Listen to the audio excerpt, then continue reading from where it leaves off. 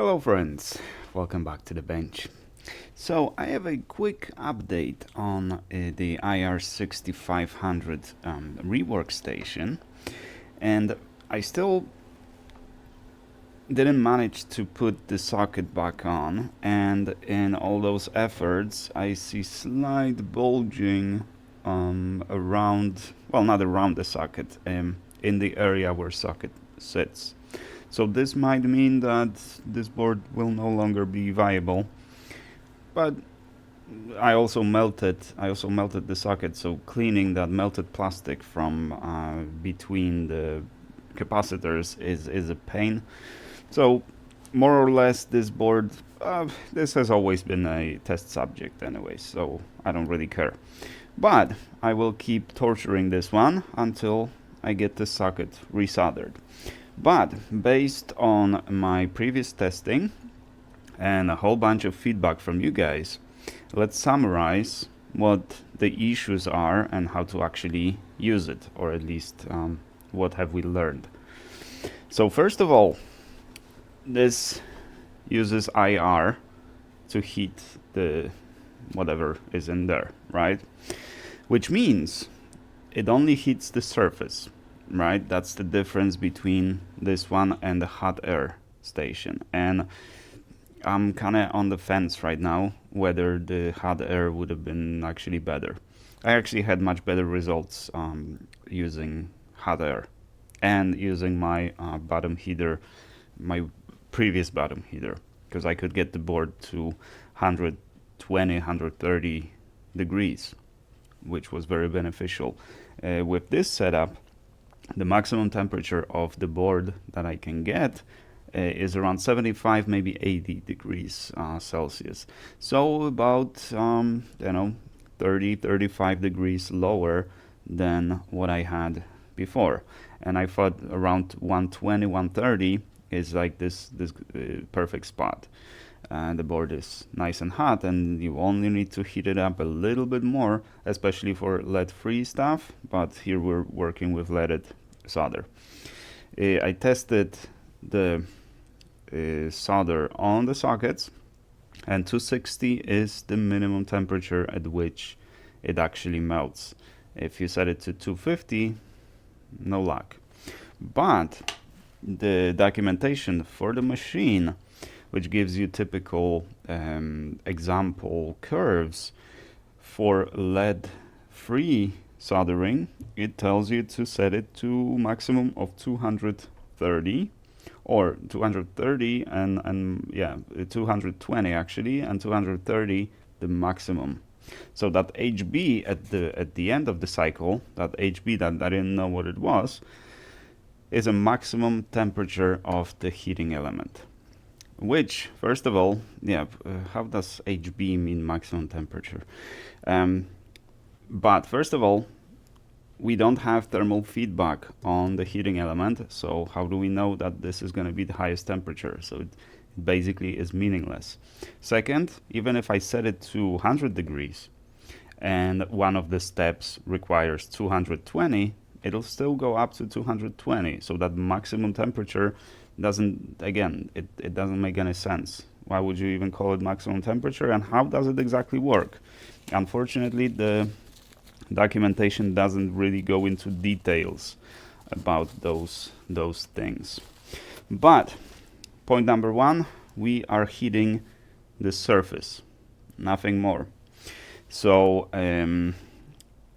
for the socket to reach, for the solder balls at the bottom of the socket to reach that temperature, well, we're only heating the surface over here, but we're heating the surface of the pins, right?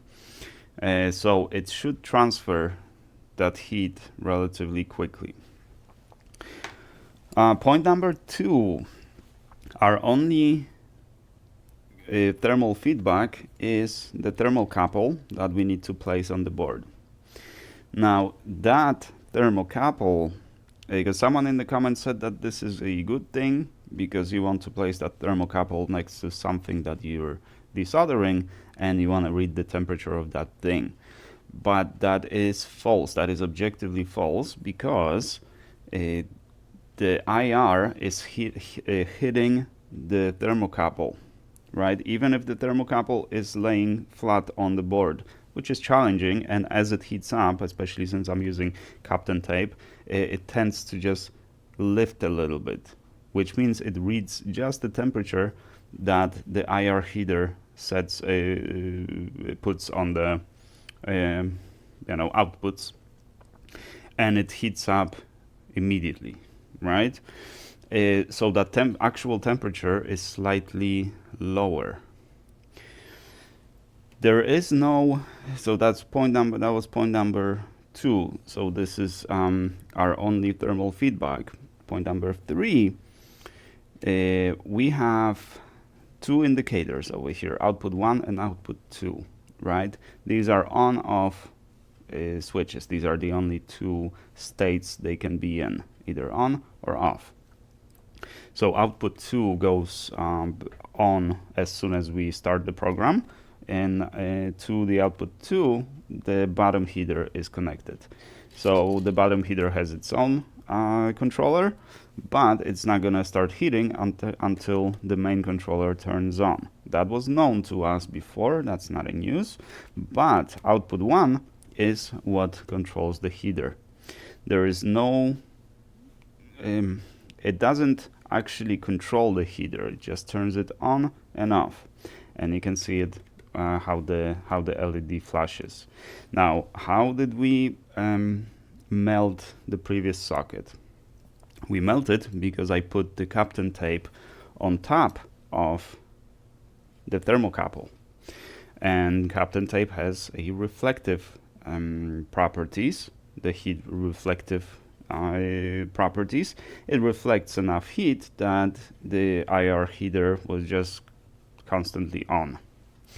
And that's what melted the socket. A second reason it melted the socket, I was using a single program. And here's the trick. This was actually in the examples in the manual. You don't want to go directly on a single program, right? Just from 0 or, well, from the room temperature all the way to, say, 220, 225, which should be enough. 225 should be enough to resolder and desolder the socket. You really shouldn't have to use more than 225, especially to desolder the socket. But much better results are when, first of all, the ramping is limited to 0.5, 0.8 maximum. Actually, 0.8 was a little bit much. Now, what does it mean? Okay, hope it's not going to be too shaky. So we have 2 readings, right? The set temperature and the actual temperature read from the thermocouple, right? These are only the only 2 indicators, right? We can switch this one to display time, but I don't use that. I prefer to see the temperature. Now, what does it mean when we're ramping up? That means that the set temperature is going to slowly rise, but it doesn't mean that the actual temperature is going to rise the same way. So what we want is a slow ramp and in stages. So first, the program that I'm using right now is a ramp up to 160 degrees first, then hold it for 2 minutes, wait for it to stabilize, then to 225, also at very slow ramping rate, then hold it for, I don't remember, about maybe 5-7 minutes.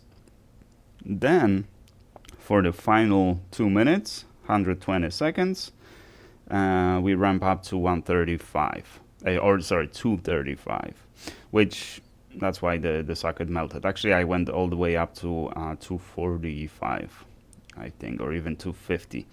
So that was too much. Still, the socket still hasn't soldered on, only melted, but didn't solder. But that's going to be the next point. So the update to this procedure is that we want to use at least 3 steps. So first, slow ramping up to It doesn't really have to be 160, maybe the 80 would be better than to 160. Then our target temperature, so say 225, which should be fine. Then hold it, and then perhaps even ramp down and hold, set the dwell point at maybe again like 160 for it to cool down slowly. Second point, or well, that is point number whatever.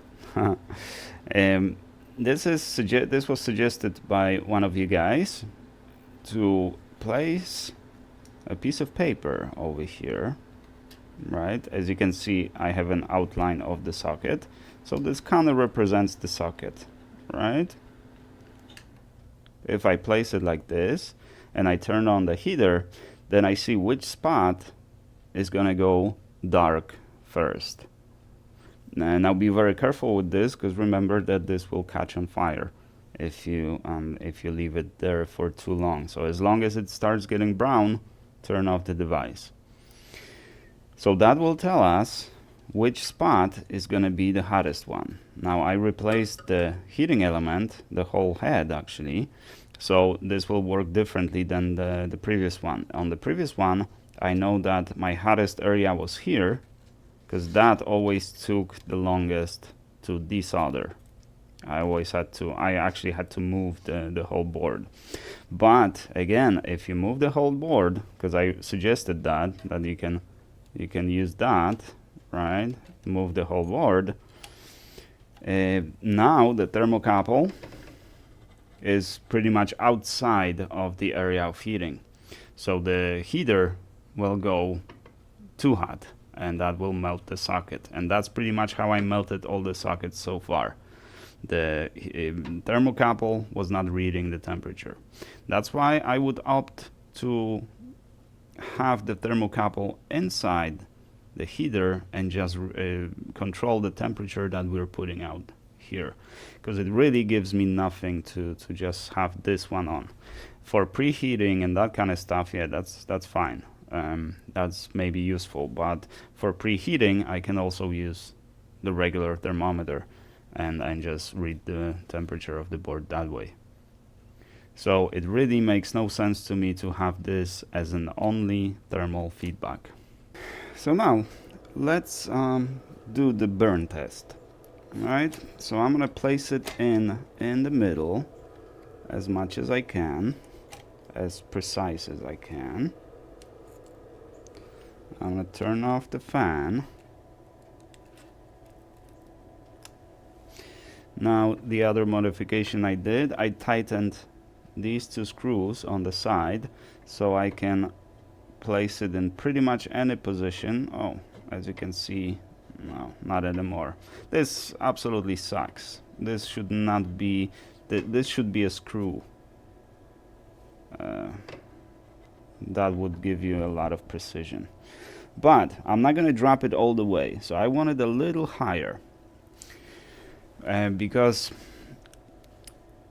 the way I burned the socket last time, which was what, yesterday, you can't even really tell that it's burned.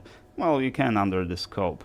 It's only in a few places, but it oozed a lot of plastic onto the cup, so that was not fun. But the way I did it is I placed the nozzle very high, right? Then the heater turns on, and it waits until, you know, it's constantly on, and it waits until the temperature hits the set temperature, right? And a little earlier, then it starts pulsing and starts throttling. With that, if you went up to the temperature, so 260 is our maximum temperature. If you went to 260, the maximum temperature, having nozzle all the way up, then when you lower it slightly, you go to much higher temperatures, like this, and you're at 280, and you can go even higher. If you drop it all the way, that's gonna be maybe 300 degrees. Maximum temperature of this is still unknown to us, but, well, what you're gonna do. Oh, and one thing that I forgot to mention, that was suggested to me, or I was advised about this by multiple viewers, that the reason I'm reading high temperature over here with this is because IR is reflecting and hitting the sensor here. That's why this is reading high temperatures much higher than that explains why we're reading 400 degrees and the socket is not melting, because obviously it would melt at 400 degrees or over 400 degrees, right? So that was the mystery that has been solved by you guys. All right, so let's drop it a little bit here. I got 160 for 120 seconds. That should be enough.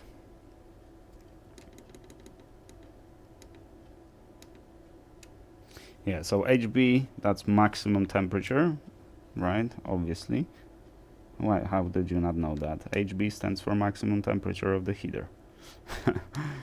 And so let's set it to 230. It shouldn't be more than 230, or it shouldn't require more than 230. The bed temperature, 420, that's the maximum temperature that it allows. And as I said, it brings our temperature of the board to maybe 80 degrees tops.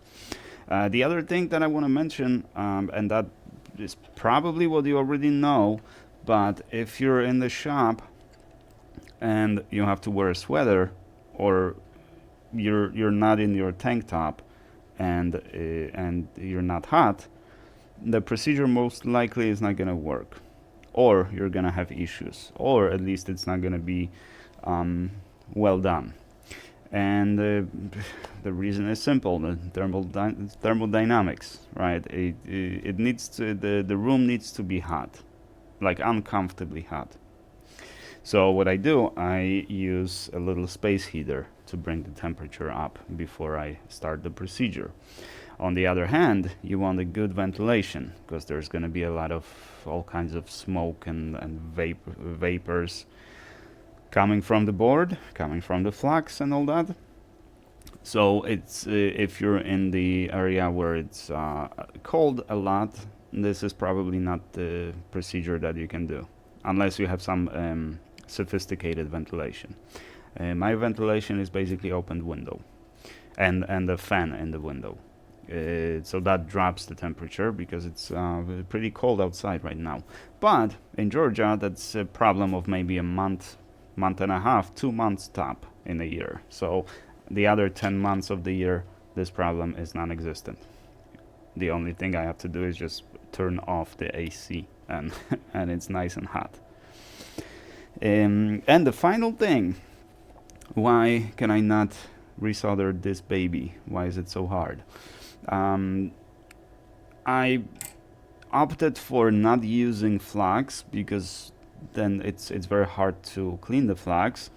But again, each board is slightly different. This one doesn't want to accept this solder, right? Even when I solder it up, even when I heat it up properly and I keep it enough for the solder to flow, it does technically flow. I can tell that the balls have dropped, they deformed, they are touching the surface, but if you hit the socket, if you just move it slightly, it just detaches. Now that is the problem of lack of flux. And there is a very simple rule: when do you use flux in when you solder? Always. Every time you solder, you use flux. You don't solder anything without flux. So with this board, we're not gonna get away without the flux. And some boards, I had successful replacements where I didn't use flux. In others, with flux, but then it's a pain to remove it, especially once it completely burns off and it creates this surface that you really have to. It's not like you just spray it with alcohol and it goes away. You really have to rub it to remove it. Okay, so let's turn it on. and it'll start heating to 160 degrees. Now our thermocouple is covered by the paper, so the temperature of the heating element will go a lot higher than 160, and you can see the out 1 is solid light, right? It's not pulsing. It's just so the heater turned on, and it just keeps blasting IR. I don't know if that invisible light is actually bad for your eyes, but I advise just using some kind of protection. Probably welding equipment, the welding helmet. I have it in the closet. The welding helmet would probably work better, but in which case I wouldn't be able to use the face microphone. You can see that ramping is a lot slower, but it doesn't really affect the temperature being put on the heater. It just turns on and off. But if you ramp it slowly, then if that temperature, the actual temperature, follows nicely, then it's, you see, it went off now. So it's gonna be, it's not solid now. So that's good. That allows you to control the temperature a little more accurately if the ramp up time or the ramp up factor is low. I think I see discoloration already. It'll still be heating afterwards, but now we can see the distribution of the temperature.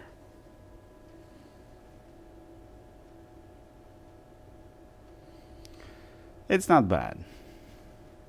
It's not bad, but you can see that primarily we're working here and here, right? So when I place the socket, these two places are getting the most heat, right? And this corner over here gets the least. But this is something to be expected, right? But definitely perform this test. So thank you to the commenter that suggested this. It's a very good technique to just see how that temperature spreads on the socket. Now, just for the fun of it, let's switch to the preheating. Let's start preheating. And let's put a new socket on. And this time, after we preheat it to 80 degrees, let's put a RMA aggressive flux and then run the procedure.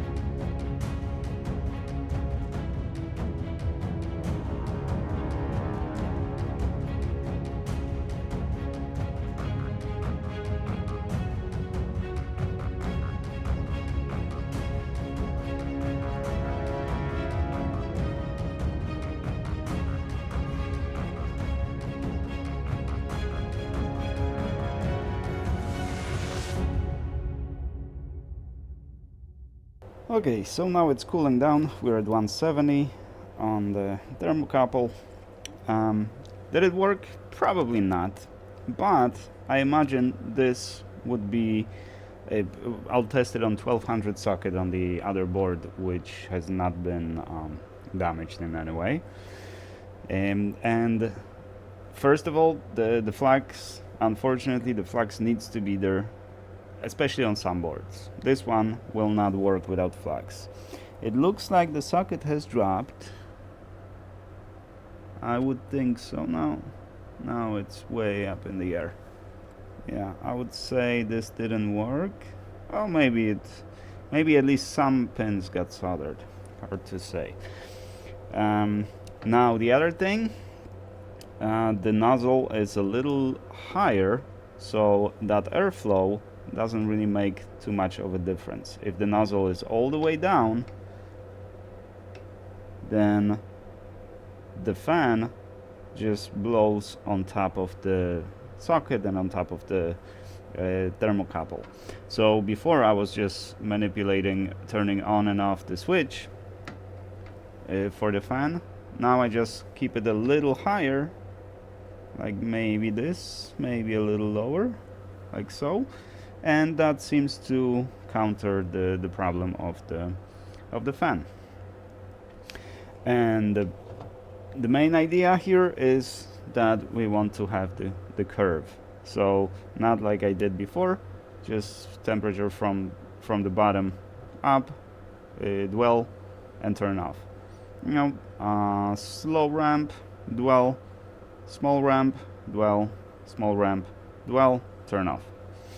So I will publish once I get good results on some sockets. I will publish those numbers. I will also get the nice measurements how far away is the heating element, and obviously how far away is the board. I also have an idea to kind of build something to keep that temperature at the bottom of the board. That will improve the heat transfer from the heater to the board. Because right now the whole device is, well, not the whole device, but top over here is really hot. It's too hot to touch it. So it's probably, we're using probably too high temperature, but it's allowed. So, you know, it shouldn't be too high. It shouldn't break anything. Now we are at 100 degrees. I just want to wait a little bit, and just so we have the culmination of this video. What do you think? Is the socket even gonna hold a little bit, or is it just gonna jump off? I think it's just gonna jump off. I'm pretty sure that there's too much oxidation on the pins right now, and even though the solder melts, it just doesn't want to catch the board, and that's probably the problem with this board, plus a little bit of deformation of the board as well. So what's your bet? Oh, it's holding. Okay. So we don't know how many pins got soldered, but once it cools down, I'll do the test by pressing each corner and see if there's any play. Then by gently lifting each corner and see if there's any play. If there isn't any, then the board is ready to be tested. But it is solid. It's not flying off. So the only difference, and I tested that yesterday and it didn't work.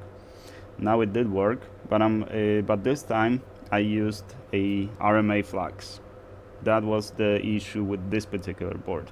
But I'm pretty sure on some boards, because I did manage to resolder the socket on other boards without using any flux.